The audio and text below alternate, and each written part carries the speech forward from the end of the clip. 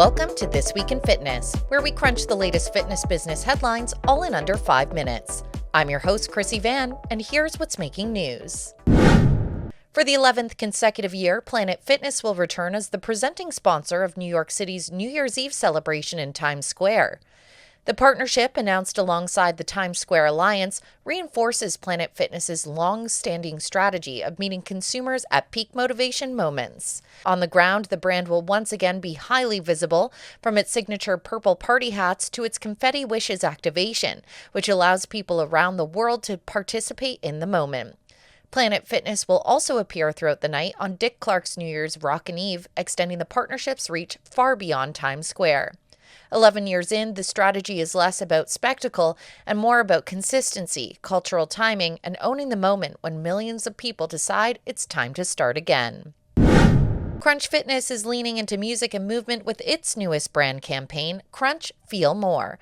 Directed by Hype Williams and set to This Is How We Do It, the campaign marks the next phase of Crunch's feel-good, not bad platform.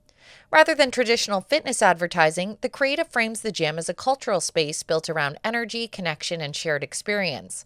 The timing is deliberate. As stress levels remain elevated, Crunch is speaking to what many younger members say they want from fitness right now: relief, belonging, and enjoyment. The campaign also taps into renewed interest in late 1990s and early 2000 culture and doubles as a visual introduction to Crunch 3.0, the company's newer gym design concept. The focus is less on equipment and more on how the space feels when it's alive. As 2026 approaches, fitness operators are being pushed to answer a familiar question with more nuance. What does progress actually look like for today's member? For 24-Hour Fitness, the answer is not a single outcome or a rigid program. This week, the company introduced Results Your Way, a new brand focus centered on flexibility, personalization, and meeting people where they are. Rather than prescribing one path to success, the initiative supports members based on individual goals, schedules, and starting points. Inside the club, that shows up through expanded guidance on the floor, remodeled locations, upgraded equipment, and a growing emphasis on recovery. Dozens of clubs are adding Recovery 24 spaces, and the company has launched its first Reformer 24 private studios, positioning Reformer-style training as a more accessible option. Paired with personalized guidance through the 24Go app, the strategy reflects a broader industry shift towards sustainability and long-term consistency. Now to one of the most consequential forces shaping fitness in 2026. According to a new global analysis from ResearchAndMarkets, the GLP-1 agonist market is projected to grow from roughly $64 billion in 2025 to nearly $171 billion by 2033. For fitness executives, the relevance is no longer theoretical. GLP-1s are reshaping who is walking into clubs and how they train.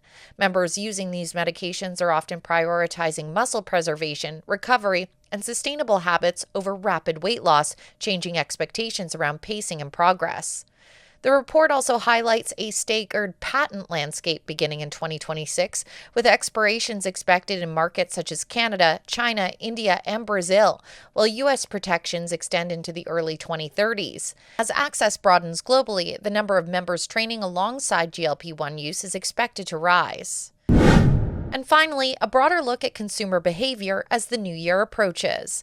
New data from the Health and Fitness Association shows Americans are not easing off their commitment to fitness in 2026, they're doubling down.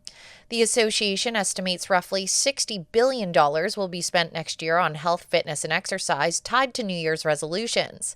Health and fitness rank as the top resolution category, with goals extending beyond weight loss to include strength, mobility, posture, and mental health. Nearly 9 in 10 Americans view regular physical activity as one of the most effective forms of preventative health care, and fewer than 1 in 4 say fitness would be among the first expenses they would cut if budgets tighten.